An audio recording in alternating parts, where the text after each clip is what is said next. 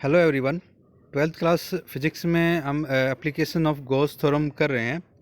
अब आज next application start करते हैं। Electric field intensity due to a thin infinite sheet of charge. इसमें हमको एक thin infinite sheet of charge दे रखी है। एक ये शीट है जिसके ऊपर पॉजिटिव चार्ज है और इसकी सरफेस चार्ज डेंसिटी हमको गिवन है, वो है सिग्मा। और ड्यू टू दिस शीट हमको एक पॉइंट है P, यहाँ पे इलेक्ट्रिक फील्ड इंटेंसिटी को कैलकुलेट करना है।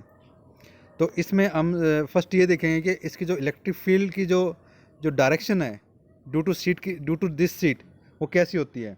तो उसको देखा, अगर हम हमारे पास अगर शीट है, मान लिया अगर हमारे पास एक ये कोई शीट है जिसके ऊपर पॉजिटिव चार्ज है, तो उसके कारण जो इलेक्ट्रिक फील्ड की जो डायरेक्शन होती है, इलेक्ट्रिक लाइंस निकलती हैं, वो ऐसे निकलती हैं बिल्कुल स्ट्रेट और पैरेलल। इसको बोलते हैं डायरेक्टेड आउटवर्ड डायरेक्शन। सेम दूसरी साइड में भी क्या होगा, सेम ऐसे ही निकलती हैं डायरेक्टेड आउटवर्ड डायरेक्शन। तो ऐसे इलेक्ट्रिक फील्ड की ड्यू टू सीट के कारण क्या निकलती है, इलेक्ट्रिक फील्ड निकलती हैं। तो हम यहाँ से हम इसमें हम देख सकते हैं जो इलेक्ट्रिक फील्ड की जो डायरेक्शन है, जो इलेक्ट्रिक फील्ड की जो डायरेक्शन होगी वो दिस सीट, वो होगी ये डायरेक्शन एक साइड में, और सेकंड साइड में क्या हो जाएगी, ये डायरेक्शन होएगी। तो हमको एक जो पॉइंट P है, हमारे पास ये P पॉइंट है जहाँ पे हमें इलेक्ट्रिक फील्ड इंटेंसिटी को निकालना है यूजिंग गॉस थ्योरम। तो उसके लिए हम क्या करते हैं, हमको एक बाइसिमेट्री, हमको एक गॉसियन सरफेस मानना पड़ता है। और जो गॉसियन सरफेस हम ऐसा कंसिडर करते हैं कि जिसमें क्या हो, सिमेट्री हो। तो इसको सिमेट्री के लिए हमने क्या किया है कि हमने एक गॉसियन सरफेस माना है, वो गॉसियन सरफेस हमने लिया है सिलेंडर। तो सिलेंडर का हमको पता है, सिलेंडर में दो सिमेट्री होती हैं। एक तो कर्व सरफेस होता है इसका, ये जो कर्व सरफेस है, और एक होता है इसका ये क्रॉस सेक्शन एरिया, इसको बोलते हैं एरिया ऑफ क्रॉस सेक्शन। जो ये जो एरिया होता है इसको बोलते हैं एरिया ऑफ क्रॉस सेक्शन। तो इसमें दो सिमेट्री होती हैं सिलेंडर के केस में। तो अब गॉसियन सरफेस हम जो मानते हैं वो ऐसा मानते हैं कि जो पॉइंट P है उस गॉसियन के सरफेस के ऊपर लाई करे। तो हम जो ये जो पॉइंट P ले रहे हैं उसके क्रॉस सेक्शन एरिया के ऊपर लाई करता है, जहाँ पे हमें इलेक्ट्रिक फील्ड इंटेंसिटी को निकालना है। और हमने ये माना है कि जो हमारे पास सिलेंडर है उसकी लेंथ हम ले रहे हैं 2r। 2r is a length of cylinder and area of cross section is ds। तो एरिया ऑफ क्रॉस सेक्शन क्या होगा, दोनों साइड सेम होगा, ये ds होगा। ठीक है। तो अब इसको कैलकुलेट करने के लिए हम क्या करते हैं, हम ये देखते हैं कि इस सिलेंडर के अंदर कितना चार्ज है, इस सिलेंडर के अंदर कितना चार्ज है, क्योंकि इसमें से क्रॉस हो रहा है, इस शीट में से जो सिलेंडर का जो क्रॉसिंग एरिया है वो है ये, और वो किसके इक्वल होगा, जो जितना इसका क्रॉस सेक्शन एरिया है सिलेंडर का, तो सेम एरिया क्या हो जाएगा इसका, ds, इस क्रॉस सेक्शन एरिया का। और जितना ds के अंदर जो चार्ज होगा वही कंट्रीब्यूशन करेगा इलेक्ट्रिक फ्लक्स बनाने में इस सिलेंडर के सरफेस पे। तो हम इसमें वही हम इलेक्ट्रिक फ्लक्स निकालते हैं, इलेक्ट्रिक फ्लक्स निकाल रहे हैं हम इसमें फॉर सिलेंडर केस में, दोनों ही इसमें सिमेट्री केस में। फर्स्ट इसका कर्व एरिया के लिए, फिर इसके एरिया ऑफ क्रॉस सेक्शन के लिए। तो उसको फ्लक्स कैलकुलेट करने के लिए हम गॉसियन सरफेस हमने मान लिया है as on the curve surface E and the N are perpendicular. देखो कर्व सरफेस के लिए हम क्या है, अगर इसका कर्व सरफेस है, यहाँ पे E की डायरेक्शन ये है इस डायरेक्शन में, और इस साइड में है ये डायरेक्शन है। तो अगर हम इसके कर्व सरफेस पे कोई भी पॉइंट लें, ये क्या है, सारे पॉइंट क्या हैं, इसके कर्व सरफेस के ऊपर लाई करते हैं। अगर यहाँ से हम इसका एरिया वेक्टर निकालें, नॉर्मल डालें, तो नॉर्मल क्या होगा, हमेशा ऊपर की तरफ होगा हर एक पॉइंट पे। और हम यहाँ से क्या देख रहे हैं, जो एरिया जो वेक्टर नॉर्मल है और E के बीच में जो एंगल जो बनता है वो बनता है 90 डिग्री एंगल। तो थीटा क्या है, theta is A angle between area vector normal and electric field. तो जो ये एंगल बन रहा है ये बन 90 डिग्री, और हमको पता है फ्लक्स की जो वैल्यू होती है वो होती है phi equal to E ds cos theta. और इस केस में थीटा की वैल्यू क्या है, 90 डिग्री। तो कोस 90 जो हो जाएगा वो कोस 90 होता है इक्वल टू 0। तो हमारी जो साइड टर्म क्या हो जाती है, इक्वल टू 0 हो जाती है। तो जो कर्व कर्व सरफेस के कारण जो पे जो फ्लक्स बनेगी उसका कोई कंट्रीब्यूशन नहीं होगा, तो फ्लक्स की वैल्यू क्या हो जाएगी, due to curve surface is 0। तो इसमें यही है, इसमें यही दे रखा है कि ड्यू टू कर्व सरफेस क्या हो जाएगी, फ्लक्स की वैल्यू 0 हो जाएगी, और हम इसको इसमें निकाल सकते हैं। सो इसमें हम ये लिख सकते हैं कि एज ऑन एंड ई, और देखो as on curve surface E and N are perpendicular, so they contribution nothing towards electric flux, क्योंकि ई और एन के बीच में वो बताया क्या है, एंगल क्या है, परपेंडिकुलर हैं दोनों, तो उनके वो उसके कारण जो फ्लक्स का कंट्रीब्यूशन है वो कुछ भी नहीं होगा। तो हम अब इसके कारण से क्या हम निकाल लिया, जो कर्व सरफेस के कारण जो इलेक्ट्रिक फ्लक्स आएगी उसकी वैल्यू क्या हो जाएगी, 0। अब हम निकालते हैं due to area of cross section के कारण कितनी इलेक्ट्रिक फ्लक्स बनती हैं। तो उसको निकालने के लिए हम इसमें फर्स्ट हम इसमें देखते हैं इसका इलेक्ट्रिक फील्ड की डायरेक्शन क्या है। यहाँ से डायरेक्शन ये है और यहाँ से डायरेक्शन ये है इलेक्ट्रिक फील्ड की डायरेक्शन। और अगर ये हम अगर ये सरफेस एरिया ले रहे हैं तो इसके लिए जो एरिया नॉर्मल आएगा वो ये डायरेक्शन आएगी, और इस सरफेस के लिए एरिया की नॉर्मली डायरेक्शन आएगी ये डायरेक्शन आएगी, क्योंकि हमको एरिया पे क्या डालना पड़ता है, परपेंडिकुलर डालना है उसको एरिया वेक्टर का नॉर्मल या उसकी डायरेक्शन कंसीडर करने के लिए। तो यहाँ पे तो हम देख रहे हैं कि दोनों की ही डायरेक्शन सेम है, मतलब हम ये बोल सकते दोनों क्या है, पैरेलल हैं एक दूसरे से। तो अगर दोनों पैरेलल हैं तो इनके बीच में एंगल कितना हो जाएगा, 0 डिग्री। और एंगल 0 डिग्री है तो कोस 0 इक्वल टू होता है 1। तो जो इसमें जो फ्लक्स की जो वैल्यू निकल के आएगी, एक सरफेस के लिए आएगी ई डी एस कोस 0, और सेकेंड सरफेस के लिए भी यही आएगी ई डी एस कोस 0, क्योंकि दोनों का सरफेस एरिया सेम है और ई की वैल्यू दोनों की सेम है। तो जो दोनों का ही जो आएगी वो क्या हो जाएगा, दोनों का डबल हो जाएगा। तो टोटल जो फ्लक्स हमारे निकलेगी due to this area of cross section is E d s cos 0 degree. और कोस 0 डिग्री हमको पता है उसकी वैल्यू होती है 1, तो हमारे पास जो निकल के जो वैल्यू आएगी वो आएगी 2 ई डी एस, ये इसमें वैल्यू हमको मिलती है। तो अब इसमें हम फ्लक्स निकाल लिए यहाँ से, तो यहाँ से हम गॉस थ्योरम अप्लाई कर सकते हैं। According to Gauss theorem total flux equal to किसकी होती है, total charge upon epsilon nought. Total charge हम क्या ले रहे हैं, क्यू, और क्यू की वैल्यू हम निकाल सकते हैं बाई सरफेस चार्ज डेंसिटी से। तो सरफेस चार्ज डेंसिटी हमारे पास होती है, अगर क्यू की वैल्यू निकालनी है, ये sigma is a surface charge density and d s is a surface area. तो क्यू की वैल्यू क्या हो जाएगी, sigma into d s, where sigma is a surface charge density. तो हम बस यही करना है, यहाँ पे हमें क्यू की वैल्यू पुट करनी है इसमें, और यहाँ पे हमें क्यू फाई ई की वैल्यू पुट करनी है फ्लक्स की जगह पे, जो हमने ये कैलकुलेट की है।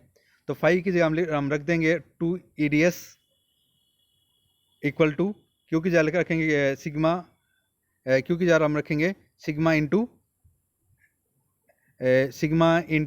D s divide by epsilon nought. ये वैल्यू हम इसमें नीचे रख देंगे।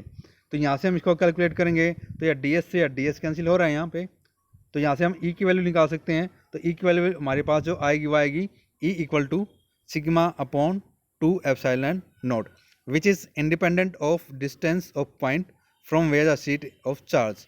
जो इंडिपेंडेंट है डिस्टेंस से, मतलब सीट जो हमने चार्ज सीट ली है उससे कितना दूर पॉइंट है, उसमें को हम ले रहे हैं वो आर डिस्टेंस ली है, और इसमें कोई आर की वैल्यू नहीं है, तो हम ये बोलेंगे कि जो ये पॉइंट है वो उसकी डिस्टेंस से क्या है, इंडिपेंडेंट है, और उसकी डिस्टेंस पे डिपेंड नहीं करता। वो पॉइंट कितना भी दूर हो वहाँ इलेक्ट्रिक फील्ड की वैल्यू क्या होगी, मिलेगी हमको सेम मिलती है इस केस में।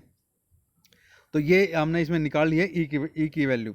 तो इसमें अगर एक स्पेशल केस लेते हैं, in case of infinite plane connecting sheet of finite thickness, हम इसमें ये लेके चल रहे हैं कि बहुत ही थिन सीट है, तो जो चार्ज है इसके एक ही सरफेस पे हम कंसीडर करते हैं, क्योंकि सीट कैसी है, बोलती बिल्कुल थिन सीट है। तो एक चार्ज क्या होगा, एक ही तरफ होगा। अगर हम ये ऐसे ही सीट कोई उसकी कोई थिकनेस है तो उसके साथ साथ दोनों ही साइड में क्या मिलेगा हमको, चार्ज होगा। दो सरफेस होंगे उसके, और दोनों सरफेस पे क्या मिलता है हमको, चार्ज मिलता है दोनों साइड में। तो दोनों साइड के लिए हम क्या हो जाएगा, ये डबल हो जाएगा।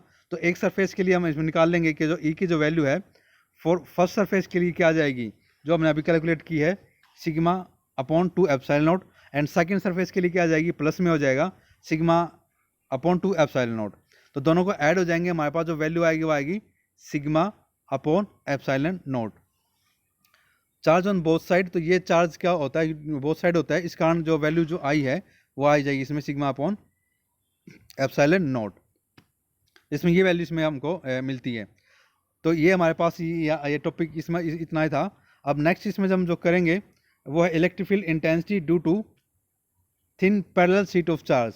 अब हमको दे रखा है कि ये तो एक शीट के लिए निकाला है हमने, अगर हमारे पास ऐसे ही दो पैरेलल शीट्स हैं, ये जो दिखा रखी हैं ये डायग्राम में, एक सीट मान लिया ये सीट है ए, ये सीट है बी, ठीक है, और इसमें ये दे रखा है कि एक सीट के ऊपर हमारे पास सरफेस चार्ज डेंसिटी ले रहे हैं हम, इसकी सिग्मा ए, और बी सीट की जो सरफेस चार्ज डेंसिटी है वो है सिग्मा बी।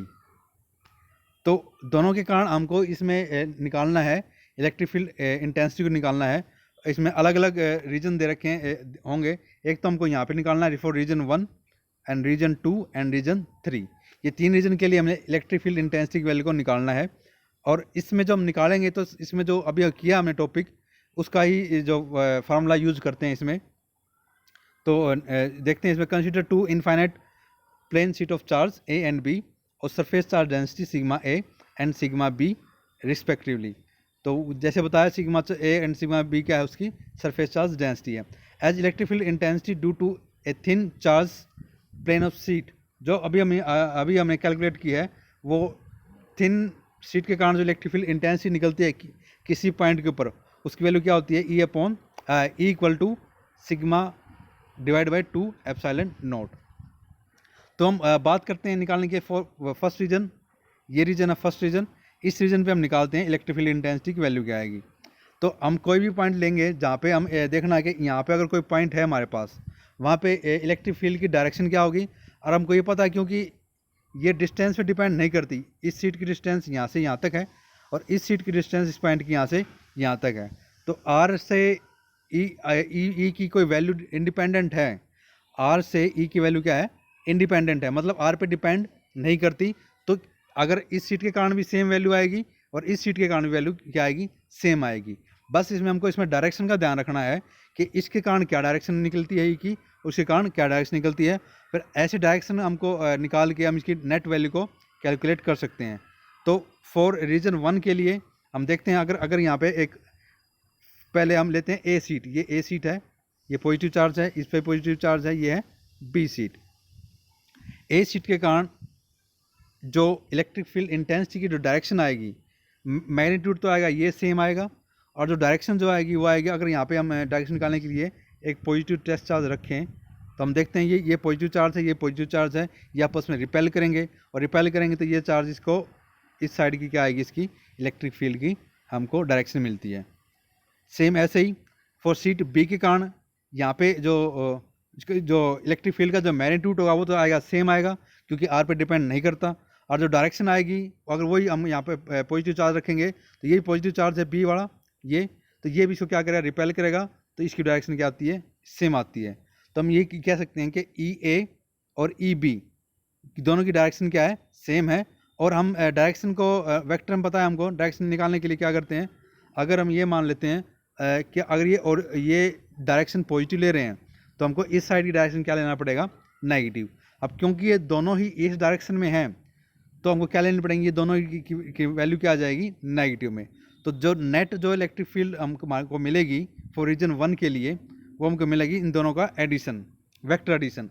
तो वेक्टर एडिशन करने के लिए क्या करते हैं हम, तो फर्स्ट रीजन में क्या करेंगे, हो जाएगा कि माइनस ए ई माइनस में ई बी, क्योंकि दोनों की वैल्यू क्या नेगेटिव है, और यहाँ हमको मैग्नीट्यूड हमको पता ही है, मैग्नीट्यूड की वैल्यू इसमें रख देंगे। तो इसको सिंप्लीफाई करेंगे तो हमारे पास जो ई फर्स्ट रीजन में निकल के आती है, अगर कॉमन ले लेंगे यहाँ पे -1/2 एप्सिलॉन नॉट, तो हमारे पास अंदर बचेगा सिग्मा ए प्लस में सिग्मा बी। तो ये रीजन 1 के लिए इसकी वैल्यू निकल के आती है। अगर ऐसे ही हम बात करें फॉर रीजन 2 के लिए, अगर ये हमारे पास रीजन 2 है, इसमें अगर इसमें हम देखें, अगर ये सीट ए सीट बी, ये पॉजिटिव चार्ज और ये पॉजिटिव चार्ज, अगर हम यहाँ इस पॉइंट पे वैल्यू निकालना चाहें इलेक्ट्रिक फील्ड की ड्यू टू सीट ए, तो ए सीट के कारण हमको पता है रिपल्सन होगा तो डायरेक्शन क्या आएगी, इलेक्ट्रिक फील्ड की ये डायरेक्शन आएगी, इसको बोलेंगे ई ए डायरेक्शन। और सीट बी के कारण जो आएगी सीट बी, इसको क्योंकि ये पॉजिटिव चार्ज है, यहाँ पॉजिटिव चार्ज होगा तो इसको कहाँ निकालेगी, डायरेक्शन आएगी इसकी ये इस डायरेक्शन में इसको क्या करेगी, रिपेल करेगी। ये आ जाएगी हमारे पास ई बी की वैल्यू और ये आ जाएगी हमारे पास ई ए की वैल्यू। यहाँ से हम देख रहे हैं कि दोनों की डायरेक्शन क्या है, अपोजिट डायरेक्शन है। तो ये डायरेक्शन को हमको लेनी है पॉजिटिव और ये डायरेक्शन हमको जो लेनी है वो लेनी है नेगेटिव डायरेक्शन। तो इसमें जो नेट जो हमारे पास वैल्यू आएगी सेकेंड रीजन के लिए वो हमारे पास हो जाएगी सेकेंड रीजन के लिए ई की, ई ए पॉजिटिव है आया है हमारे पास और जो ई बी की वैल्यू आई है वो आई है नेगेटिव। तो इन दोनों को ऐड हो जाएंगे तो ई ए माइनस में ई बी हो जाएगा।